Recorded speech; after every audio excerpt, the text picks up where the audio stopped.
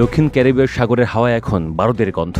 একদিকে মার্কিন রণতরী চক্র বুহ, অন্যদিকে ভেনেজুয়েলার যুদ্ধ প্রস্তুতি।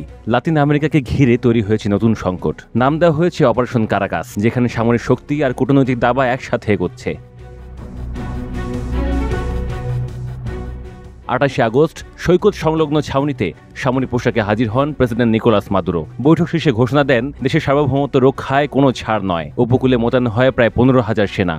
কামান, মর্টার, ট্যাঙ্ক, ড্রোন আর ক্ষেপণাস্ত্র প্রস্তুত রাখা হয়। সমুদ্রের তলায় বসানো হয় ওয়াটার মাইন। মার্কিন সেনার উপকূলে পৌঁছলে গেরিলা কৌশল ও শহুরে যুদ্ধে পাল্টা আঘাতে পরিকল্পনা নেয় কারাকাস।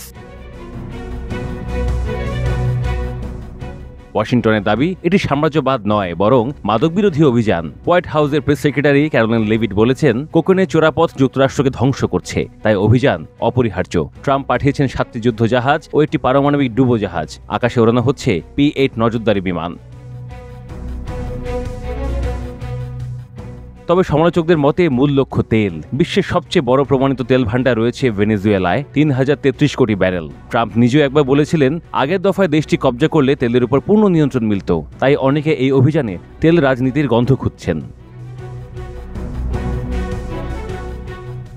মার্কিন পররাষ্ট্রমন্ত্রী মার্কো রুবিও দাবি, ভেনেজুয়েলায় রাশিয়া, চীনের ঘাঁটি, ইরানি ড্রোন কারখানা, হিজবুল্লাহ সমর্থন এসব যুক্তরাষ্ট্রের জন্য নিরাপত্তার হুমকি। ভেনেজুয়েলা বলছে এসব অজুহাত মাত্র।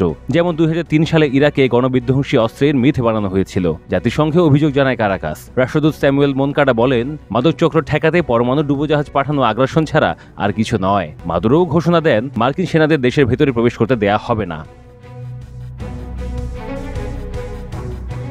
এদিকে সূত্র বলছে, রাশিয়া ভেনেজুয়েলায় সেনা পাঠাতে পারে, চীন দিতে পারে ক্ষেপণাস্ত্র ও গোয়েন্দা সহায়তা। ফলে এটি আঞ্চলিক দ্বন্দ্ব থেকে বৈশ্বিক সংঘাতে রূপ নিতে পারে। অর্থনীতিতেও এর প্রভাব তীব্র হতে পারে। তেল রপ্তানি ব্যাহত হলে দাম বাড়বে, খাদ্য ঔষধের সংকট হবে গভীর। মার্কিন রাজনীতিতেও উঠবে প্রশ্ন, এটি আসলেই মাদক বিরোধী অভিযান নাকি শাসন পরিবর্তনের ছক? আজ লাতিন আমেরিকা দাঁড়িয়ে আছে যুদ্ধ ও শান্তির সীমানায়। সমুদ্রের ঢেউয়ের মতোই পরিস্থিতি অনিশ্চিত, কিন্তু একটি বিষয় স্পষ্ট, ভেনেজুয়েলা প্রস্তুত। আর তাদের স্লোগান একটাই, বিনা যুদ্ধে 1 ইঞ্চিও ছাড় নয়।